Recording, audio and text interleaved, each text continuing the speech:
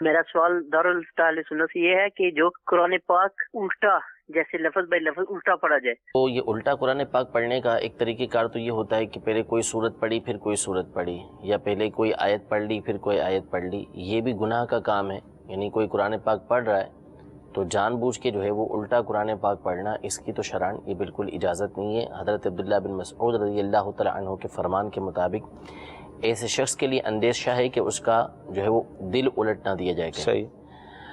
اور یہ جو صورتحال بتا رہے ہیں تو اور خطرناک ہے. یعنی بعض حفاظ اس طرح کرتے ہیں کہ مکمل الٹا ہی پڑھتے چلے جاتے ہیں، یعنی آیت با آیت الٹی پڑھتے چلے جاتے ہیں، یا بعض تو جو ہے وہ ایک ایک حرف جو ہوتا ہے یعنی ایک ایک کلمہ اس کو الٹا پڑھتے چلے جاتے ہیں. قل اعوذ برب الناس مثلا تو الناس پہلے پڑھیں گے، اور بی ربی پھر پڑھیں گے، پھر اعوذ پڑھیں گے، پھر قل پڑھیں گے. تو یہ اور خطرناک ہے، شدید حرام ہے اس طریقے سے قرآن پاک کو پڑھنا. اور یہ بعض اوقات جو ہے وہ نعوذ باللہ کفر تک بھی جا سکتا ہے سلسلہ. اچھا. کہ کہیں ایسا نہ ہو کہ توہین کی صورت بن جائے، اور اگر توہین کی صورت بن گئی تو کفر تک پہنچا دے گی. تو اس لیے ہرگز اس طریقے سے قرآن پاک پڑھنے کی اجازت نہیں. اور بعض سے میں نے سنا بھی ہے کہ شاید اس طریقے سے یہ اس سے کوئی غلط کام کرنے کی بھی کوشش کرتے ہیں، جادو وغیرہ کرنے کی بھی کوشش کرتے ہیں.